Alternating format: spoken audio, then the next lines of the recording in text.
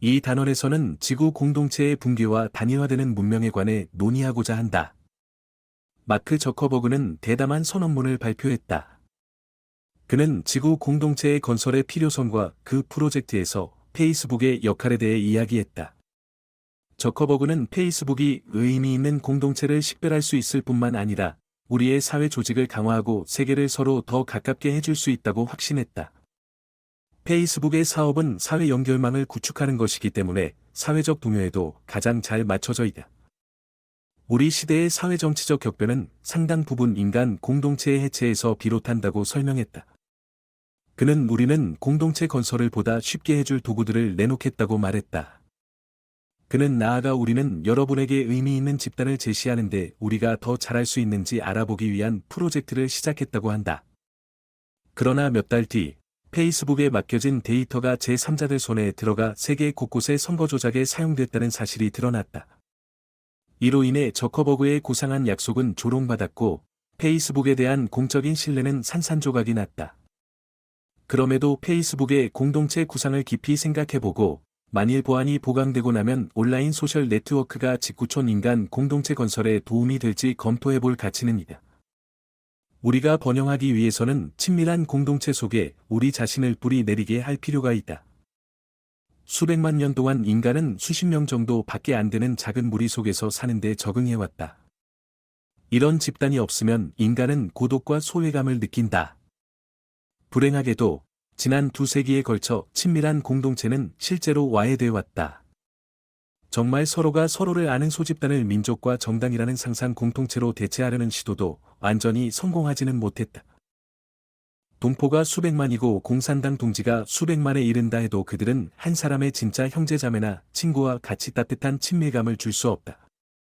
결과 오늘날의 사람들은 더없이 잘 연결된 지구상에서 더없이 외롭게 살고 있다. 우리 시대의 많은 사회적, 정치적 혼란은 이런 불안감에서 시작되었다고 할 수 있다. 따라서 인간을 서로 연결하려는 저커버그의 구상은 시의적절하나 매우 어렵기 때문에 실현 가능성은 적다. 대부분의 기업은 자신들은 돈 버는 데 집중하고, 정부는 되도록 적게 일하고, 인류는 정말 중요한 의사 결정을 시장의 힘에 맡겨야 한다고 믿는다. 만약 페이스북이 진심으로 인간 공동체 건설이라는 이념에 헌신할 뜻이 있다면, 페이스북의 힘을 두려워하는 사람들도 빅브라더라고 외치면서 그 힘을 다시 기업의 보호막 안으로 밀어 넣어서는 안 된다. 대신 우리는 다른 기업과 기관과 정부들도 자기 나름의 이념에 헌신함으로써 페이스북과 경쟁에 나서도록 촉구해야 한다. 페이스북의 행보가 독특한 것은 구상의 범위가 지구 차원에 이르기 때문이다. 페이스북의 공동체 구상은 아마도 AI를 전 지구 차원에서 중앙계획형 사회공학에 사용하려는 명시적인 시도로는 처음일 것이다. 그래서 대단히 중요한 시험 사례에 해당한다. 성공하게 된다면 그런 시도는 더 늘어날 것이고, 알고리즘은 인간 사회 연결망의 새로운 주인으로 인정받을 것이고, 실패하게 된다면 신기술의 한계가 드러날 것이다. 최근 몇 년 사이에 페이스북은 놀라운 성공을 거뒀다. 현재 온라인 월간 활성 사용자 수가 20억 명이 넘는다. 하지만 새로운 구상을 실현하려면 온라인과 오프라인 사이의 고래 다리를 놓아야 할 것이다. 공동체는 온라인 모임으로 시작할 수 있지만 진정으로 번성하려면 오프라인 세계에도 뿌리를 내려야 할 것이다. 만약 어느 날 어느 독재자가 자기 나라에서 페이스북을 차단하거나 인터넷을 완전히 끊어버리면 페이스북을 기반으로 한 공동체들은 사라지고 말까요? 아니면 재결성을 해서 반격에 나설까요? 온라인 소통 없이도 시위를 조직할 수 있을까요? 저커버그는 온라인 공동체가 오프라인 공동체 육성을 돕는다고 설명했다. 이 말은 가끔 맞는다. 그렇지만 온라인에 오프라인이 희생될 때가 많다. 또 둘 사이에는 근본적인 차이가 있다. 물리적 공동체에는 가상 공동체가 따라갈 수 없는 깊이가 있다. 적어도 가까운 미래에는 따라할 수 없을 것이다. 인간에게는 몸이 있다. 기술은 우리를 우리 몸으로부터 멀어지게 했다. 우리는 길에서 일어나는 일보다 사이버 공간에서 일어나는 일에 더 관심이 많다. 지금처럼 풍요로운 사회에서 사는 사람은 그때만큼 예민한 경각심이 필요 없어졌다. 저커버그는 페이스북이 우리의 경험을 다른 사람과 공유하는 능력을 주는 도구를 계속해서 개선하는 데 헌신하겠다고 말했다. 그렇지만 사람들이 실제로 바라는 것은 자기 자신의 경험에 연결되기 위한 도구였다. 경험 공유는 실제로 자신에게 일어난 일을 다른 사람의 관점에서 이해하도록 부추기는 것이다. 그렇지만 좋아요를 받기 위해 하는 이 행동이 정작 자신이 느낀 것에 대해서는 거의 신경 쓰지 않는다. 실제로 자신의 느낌마저 점점 더 온라인 반응에 따라 결정된다. 이렇게 자신의 모과 감각, 물리적 환경에서 멀어진 사람들은 소외감을 느끼고 방향 감각을 잃어간다. 인간은 수백만 년 동안 종교나 민족 없이 살아왔다. 21세기에도 사람들은 그런 것들 없이 행복하게 살 수 있을 것이다. 그렇지만 자신의 몸과 절연된다면 행복하게 살 수 없다. 자신의 몸 안에서 편안함을 느끼지 못한다면 세계에서도 결코 편안함을 느끼지 못할 것이다. 온라인 관계의 한계를 생각하면 저커버그가 제시한 사회 양극화대한 해법마저 무력해 보인다. 저커버그는 사람들을 연결하고 서로 다른 의견에 노출하는 것만으로는 사회 간극을 좁히지 못할 거라고 말했다. 반대 관점의 기사를 보여주면 다른 관점을 낯선 것이라는 틀 속에서 보게 만들어 실제로는 양극화를 심화한다라는 이유에서 옳은 지적을 하였다. 대신 저커버그는 담론을 개선하기 위한 최선의 해결책은 서로의 의견뿐 아니라 전체적인 사람됨을 서로 알게 하는 데서 나올 수 있다고 말하였다. 그는 우리가 공통점에 관해 사람들을 연결하면 서로 의견이 다른 것에 대해서도 대화하기가 좀 더 쉽다고 말했다. 하지만 전체적인 인간으로서 서로를 알기는 어렵다.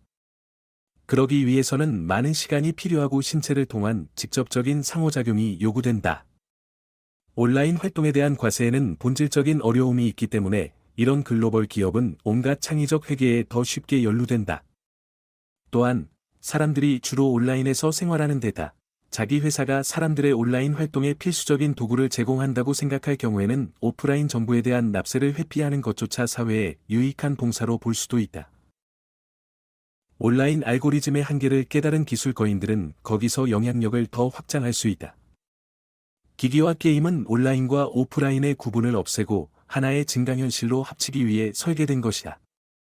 나아가 훨씬 심층적인 수준에서 생체 측정 센서와 직접적인 뇌 컴퓨터 인터페이스는 전자기계와 유기적인 몸 사이의 경계를 없애고 말 그대로 우리 피부 속에서 들어오는 것을 목표로 한다. 우리는 온라인이 오프라인과 분리된 좋았던 옛 시절을 그리워할지도 모른다. 현실적으로 자기 몸과 감각, 물리적 환경에서 멀어진 사람들은 소외감을 느끼고 방향 감각을 잃기 쉽다. 많은 논평가들은 흔히 그런 소외의 느낌을 민족적인 유대감이 퇴조한 탓으로 돌린다. 하지만 아마도 자기 몸과의 접촉을 잃어버린 것이 더 중요한 원인일 것이다. 인류를 통합하기 위한 결정적인 걸음은 인간에게 몸이 있다는 사실을 헤아리는 것이다. 마크 저커버그는 온라인을 통해 인류를 통합하는 꿈을 꾸지만 최근 오프라인 세계에서 일어난 사건들은 문명 충돌, 명제에 새로운 생명을 불어넣는 것 같다. 인류는 언제나 다양한 문명으로 나뉘었고 각각 화해할 수 없는 방식으로 세계를 봐왔다. 이런 양립 불가능한 세계관 때문에 문명 간 갈등은 불가피하다. 자연에서만 보더라도 서로 다른 종들이 자연 선택이라는 무자비한 법칙에 따라 생존 투쟁을 벌이는 것처럼 역사적으로 문명들은 반복해서 충돌했고 적자만 살아남았다. 따라서 이런 냉혹한 사실을 간과하는 사람은 위험을 각오해야 한다. 문명 충돌 명제는 광범위한 정치적 의미를 함축하고 있다. 장기적으로 오직 하나의 문명만 자연 선택의 엄혹한 시험에서 살아남을 것이다. 이 명제는 폭넓게 지지받고 있지만 오도하고 있다. 하지만 그들이 도전하는 문명은 독특한 서구적 현상이라기보다는 직구촌 문명이다. 따라서 어떤 이해하기 힘든 외래 수종의 나뭇가지라기보다는 우리 모두가 공유하는 직구촌 문화에 엇나간 가지로 보는 것이 더 정확하다. 더 중요한 점은 문명 충돌, 명제를 뒷받침하는 역사와 생물학 사이의 비유가 틀렸다는 사실이다. 인간 집단은 다른 동물과는 근본적으로 다른 종이며 인간의 역사적 갈등 또한 자연 선택 과정과는 엄청나게 다르다. 동물종은 수천, 수만 세대에 걸쳐 이어져 온 객관적인 정체성을 갖고 있다. 믿음보다는 유전자에 의존하고 유전자에 따라 사회적 행동도 뚜렷이 구분된다. 인간 집단들도 서로 뚜렷이 구분되는 사회 체계를 가질 수 있다. 하지만 그것은 유전적으로 결정되지 않으며 수백 년 이상 지속되는 경우도 드물다. 인간 집단이 겪는 과정을 보면 지속되는 것보다 변하는 것이 더 많지만, 그럼에도 그들은 스토리텔링 기술 덕분에 스스로 오랜 정체성을 만들어낸다. 어떤 혁명적 변화를 겪더라도 옛것과 새것을 교직해서 한 가닥의 실을 자아낸다. 한 개인도 자신이 겪는 혁명적인 변화를 하나의 일관되고 강력한 인생 이야기로 짤 수 있다. 사람들은 이런 변화를 외면할 때가 많다. 자신들의 핵심적인 정치적, 종교적 가치에 관해서라면 특히 더 그렇다. 우리는 우리의 가치가 옛 조상에게서 물려받은 귀중한 유산이라고 고집한다. 하지만 그렇게 말할 수 있는 유일한 근거는 우리의 조상이 오래전에 죽었으며 이제는 스스로 말할 수 없다는 사실이다. 인간 집단과 동물 종을 구분하는 훨씬 깊은 차이가 있다. 동물 종은 나뉘는 경우는 많지만 결코 합치지는 않는다. 약 700만 년 전에는 침팬지와 고릴라의 공통 조상이 있었다.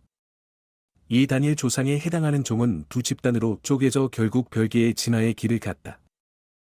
한번 이런 일이 일어나면 되돌아가는 일이 없었다. 다른 종에 속하는 개체끼리는 생식력 있는 자손을 낳을 수가 없기 때문에 종은 결코 합쳐질 수 없다. 반면에 인간 부족은 시간이 갈수록 점점 더 큰 집단으로 뭉치는 경향이 있다. 근대 독일인은 작센족, 프로이센족, 슈바벤족, 바이에른족이 합쳐지면서 생겨났다. 이들은 얼마 전까지만 해도 서로에게 애정을 쏟지 않던 사이였다. 전하는 바에 따르면 오토 폰 비스마르크는 바이에른족이 오스트리아인과 인간 사이를 잇는 빠진 고리라고 말했다. 1만 년 전만 해도 인류는 수없이 많은 고립된 부족들로 나뉘어 있었다. 1000년이라는 세월이 지날 때마다 부족은 점점 더 큰 집단으로 뭉쳤고, 이들은 수는 줄었지만 개성은 더 뚜렷한 문명을 건설했다. 최근 몇 세대 동안에는 지금까지 남아있는 소수의 문명들이 다시 하나의 직구촌 문명으로 섞여들고 있다. 정치적, 민족적, 문화적, 경제적 분열은 그대로지만 이것은 근본적인 통합을 전복하지는 않는다. 사실 어떤 분열들은 세계를 아우르는 공동의 구조 때문에 비로소 가능해졌다. 인류가 통합되는 과정은 두 가지 뚜렷한 형태를 취했다. 첫째, 서로 다른 집단들 사이의 연결을 확립했고, 둘째, 집단들 간의 동질화를 실천했다.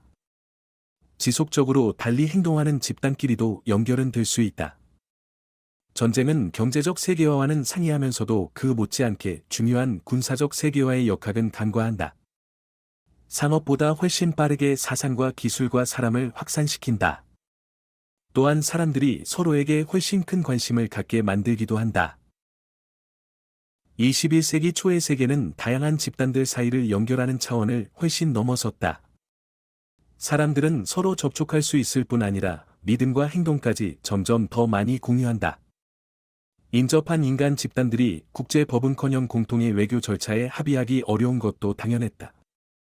각각의 사회 나름의 정치 패러다임이 있어서 낯선 정치 개념을 이해하고 존중하기란 어려웠다. 반면 오늘날에는 단일한 정치 패러다임이 어디에서나 받아들여진다. 지구는 약 200개의 주권 국가들로 나뉘었지만 이들은 일반적으로 동일한 외교 의례와 공통의 국제법의 의견을 같이 한다. 세상에 실패한 국가들은 유형이 다양할지 몰라도 성공적인 국가의 패러다임은 하나다.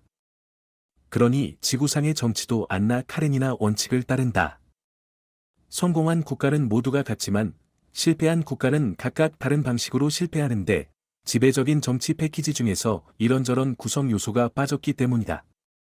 어떤 집단도 세계 정치의 원칙을 배격하고서 어떤 중요 지역을 지속적으로 지배하지는 못했다.